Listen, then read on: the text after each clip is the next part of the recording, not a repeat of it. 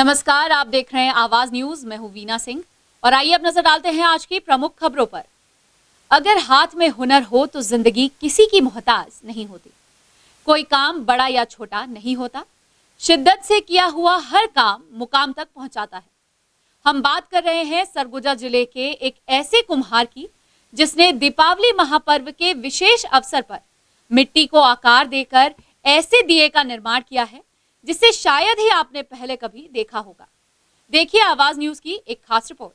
सरगुजा में कुदरत के करिश्मे का जीवंत उदाहरण है आरा गांव में रहने वाले शिव मंगल। उन्होंने कभी विद्यालय का मुंह नहीं देखा, वे अनपढ़ हैं और पुश्तैनी कुम्हार, लेकिन शिव मंगल ने वैज्ञानिक पद्धति का ऐसा इस्तेमाल किया जिसे देख हर कोई अचंभित रह जाएगा। इनकी कलाकृतियाँ किसी वैज्ञानिक आविष्कार से कम नजर नहीं आती। मिट्टी को शिव मंगल ने अपनी कला से ऐसे कई रूप दिए जो देश भर में ख्याति प्राप्त कर रही हैं। कई सालों से शिव मंगल मिट्टी के बर्तन बनाकर अपना और अपने परिवार का जीवन यापन करते आ रहे हैं। पढ़ा लिखा नहीं होने के बावजूद विरासत में मिली कुम्हारी की कला के जरिए उन्होंने मिट्टी को कई ऐसे आकार दिए जो काबिले तारीफ हैं। शिव मंगल अपनी कला की वजह से देश भर में नाम कमा चुके हैं। नागालैंड, देहरादून, नैनीताल, भोपाल, शहडोल जैसी जगहों पर जाकर अपनी कला से उन्होंने लोगों को आकर्षित किया है। प्रदेश सरकार भी उनकी कला से प्रभावित होकर उन्हें कई अवसर दे चुकी है। ऐसे बहुत सारे सामान बनते हैं सर, हाथी, घोड़ा,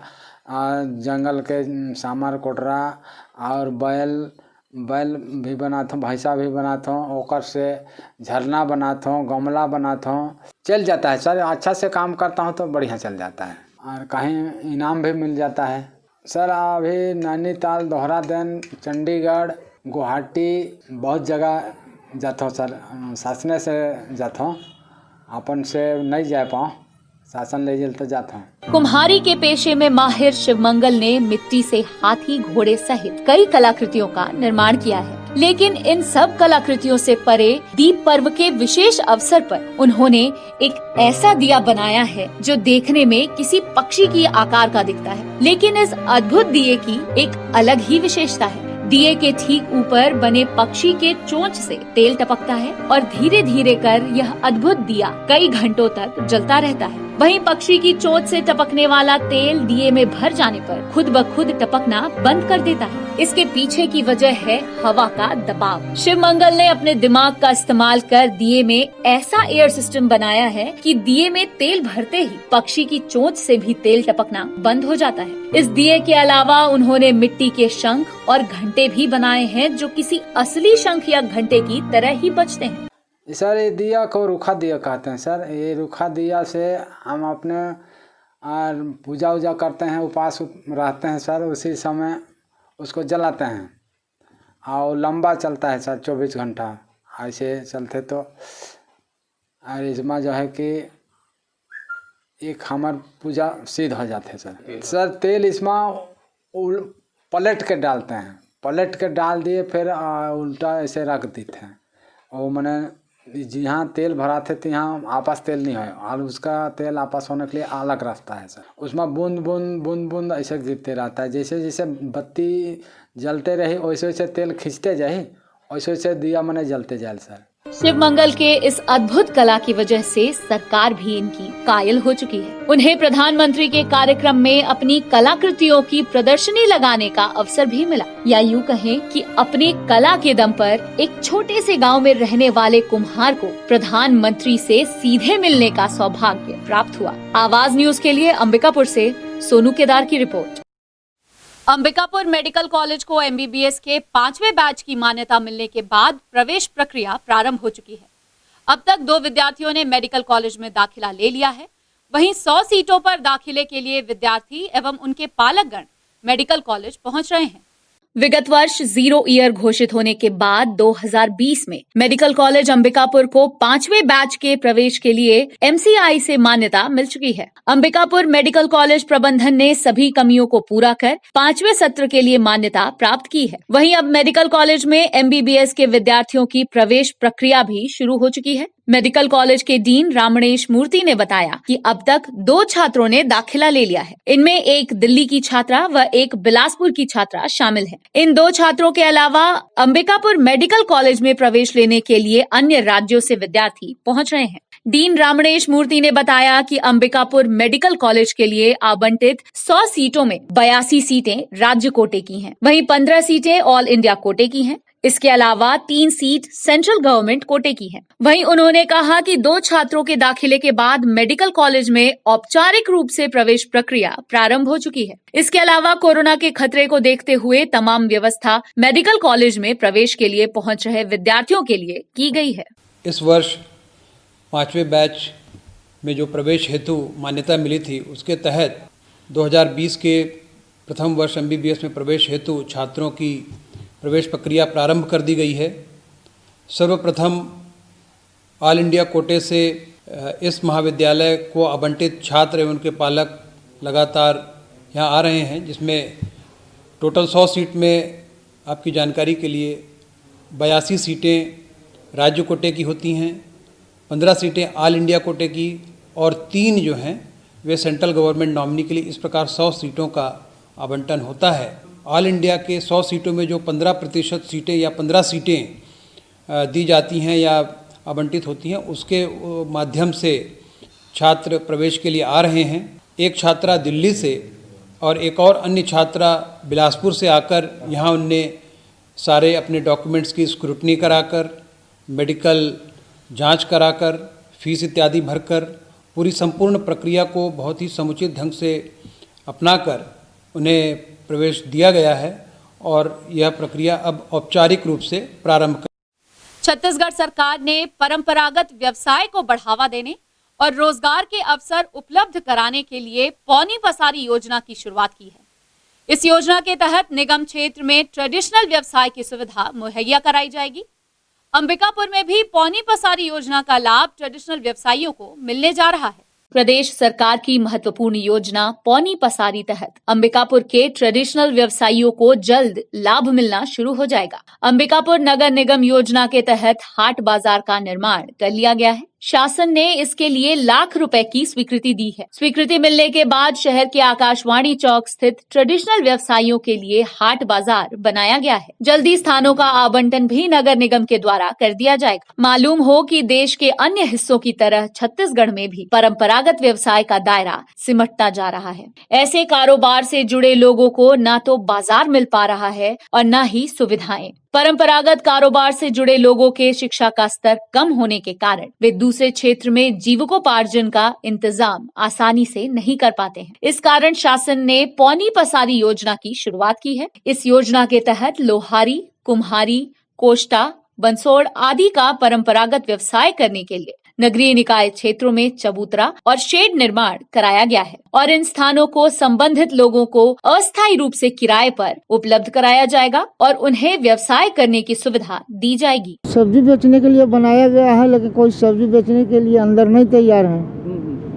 जब नगर निगम चाह जाएंगे तो सब अंदर आ जाएंगे। बहुत अच्छा बनाए हैं, शेड बनाए हैं, फिर इसको पेंट किए हैं, रंगीन किए हैं, फिर साफ सुथरा करवाए हैं। बहुत तरह से यहाँ पर चाह रहे थे कि लोग सब अंदर बैठते, सबके बिक्री बराबर होता है। आकाशवाणी जो मार्केट है वहाँ पर पौनी पसारी योजना के तहत हम नया मार्केट बना रहे हैं। काम लगभग कंप्लीट हो चुका है।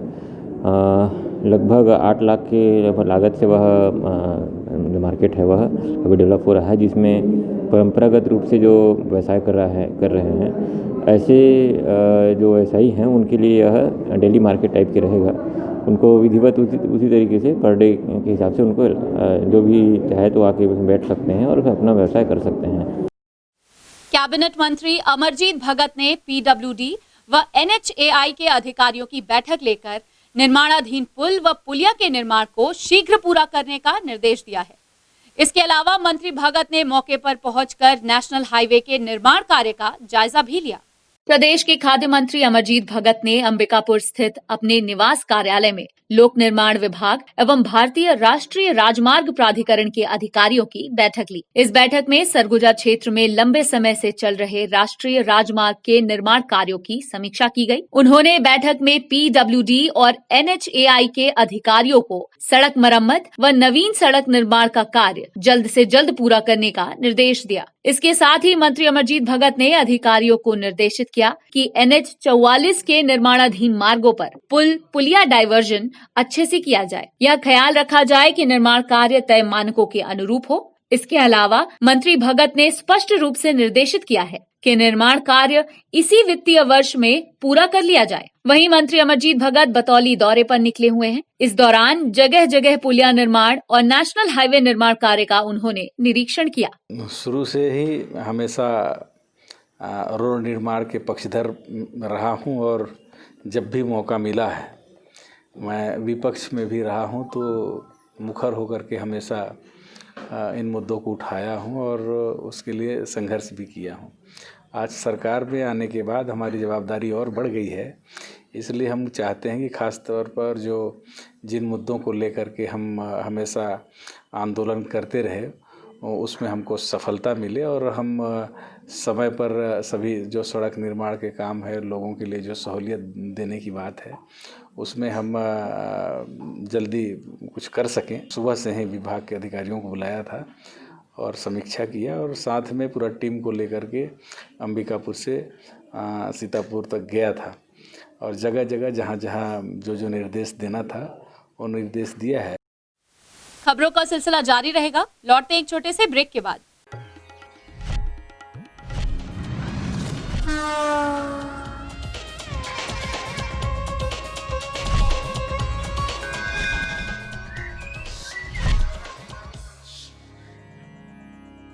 वीएम इंटरनेट सर्विस शहर का सबसे सस्ता high speed fibre internet service 100 MBPS मात्र 700 रुपए में विद टैग। तो चाहे वर्क फ्रॉम होम हो या ऑनलाइन क्लास, याद रखें वीएम इंटरनेट सर्विस। अधिक जानकारी के लिए संपर्क करें Vande Mahamaya cable network. VM internet service, Alaknanda complex, प्रथम तल, अग्रसेन चौक, अंबिकापुर, सरगुजा। Mobile number 9111785555 7440765555।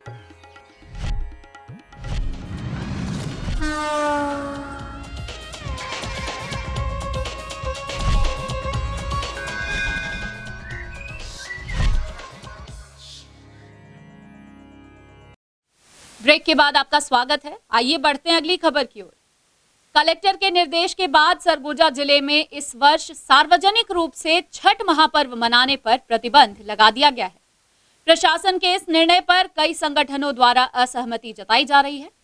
इसी कड़ी में बजरंग दल दुर्गा वाहिनी के कार्यकर्ताओं ने कलेक्टर को ज्ञापन सौंपा है और मांग की है कि प्रशासन अपने निर्णय को वापस ले। साथ ही कोविड संक्रमण के प्रोटोकॉल को ध्यान में रखते हुए तालाब एवं नदियों के किनारे छठ घाट का निर्माण कर सार्वजनिक दूरी के साथ छठ पर्व को सार्वजनिक रूप से मनाने की अनुमति दी जाए। हम लोग कलेक्टर महोदय से छठ पूजा मनाने की मांग लेकर आए थे कि इस साल वो हम लोग को छठ पूजा घाट में मनाने की अनुमति दे। उनके द्वारा किया गया है कि वो घर पे मनाया जाए, जबकि हम मांग के लेकर आए हैं कि छठ पूजा घाट पे मनाया जाए, क्योंकि हम हर साल छठ पूजा घाट में मनाते हैं। हम लोग कभी भी घर पे नहीं किए हैं और छठ पूजा का एक उद्देश्य है कि हम जितनी भी महिलाएं छठ पूजा करती हैं वो सूर्योदय होते के साथ जल पे खड़े होकर सूर्य को जल अर्पित करती हैं। इसलिए हम मांग के हैं कि सोशल डिस्टेंसिंग का पालन करके हम छठ पूजा घाट पे मनाया जाएगा। जशपुर के ओडिशा मार्ग पर कसजोरा नाले के पास हुई 2 ट्रकों की लूट के मामले में पुलिस को बड़ी सफलता मिली है। पुलिस ने 24 घंटे के भीतर एक आरोपी समेत दोनों ट्रकों को झारखंड के हजारीबाग से बरामद कर लिया है। इसके अलावा पुलिस की टीम के द्वारा वारदात में शामिल अन्य आरोपियों की तलाश की जा रही है। आपको बता दें कि 7 नवंबर की रात ओडिशा से 2 ट्रकों में एल्यूमिनियम लोड कर उत्तर प्रदेश के लिए रवाना किया गया था, लेकिन ट्रक जैसे ही दोकड़ा के कसजोरा नाले के पास पहुंची, बोलेरो सवार हथियारबंद लुटेरे दोनों ट्रकों को लूटकर झारखंड की ओर फरार हो गए थे। घटना के तुरंत बाद पुलिस की टीम के द्वारा आरोपियों की तलाश शुरू कर दी गई थी। देखिए, दिनांक 7 तारीख को रात्रि में अंगुल जिला उड़ीसा से 2 ट्रक जो है कानपुर और चंदौली जाने के लिए रवाना हुए थे। दोनों ट्रकों में 2 ड्राइवर थे और उसमें एल्युमिनियम तार और एल्युमिनियम प्लेट भरे हुए थे, लदे हुए थे। और उन ट्रकों को लुटेरों द्वारा कसजोरा नाले के पास, जो कि कुनकुरी और तपकरा के बीच में पड़ता है, वहाँ पर ओवरटेक करके दोनों ट्रकों को लुटेरों द्वारा लूटा गया और ड्राइवरों को बंधक बनाकर रोड के किनारे एक जंगल में पेड़ से बांध दिया गया था। और दोनों ट्रकों को और उसमें रखे हुए सामान को, जो ड्राइवर का जो मोबाइल था और कुछ नकद राशि थी, उसको लेकर वो लोग फरार हो गए थे। तो इसमें हमें एक लीड मिली कि ये ट्रक जो है पुंदाग का बैरियर जो है, टोल टैक्स बैरियर पार किया है। इस बात की 100% कन्फर्मेशन लीड मिलने के बाद फिर हमने सारी टीमों को झारखंड रांची की ओर फोकस कर दिया। वो दोनों ट्रक एक पेट्रोल पंप पे खड़े हुए मिले और फिर वहाँ पर हमारी टीम ने लोकल पुलिस हजारीबाग को सहयोग लेकर उनको पकड़ने की कोशिश की, जिसमें से एक ट्रक ड्राइवर अंधेरे का फ़ायदा उठाकर भाग निकला और दूसरा ट्रक ड्राइवर हमें मिल गया और उनको लेकर ये टीम अभी लौटी है। लुंड्रा थाना क्षेत्र के ग्राम रीरी में एक हत्या का मामला सामने आया है, जहां एक पति ने मामूली विवाद के चलते पत्नी को डंडे से पीटकर मौत के घाट उतार दिया।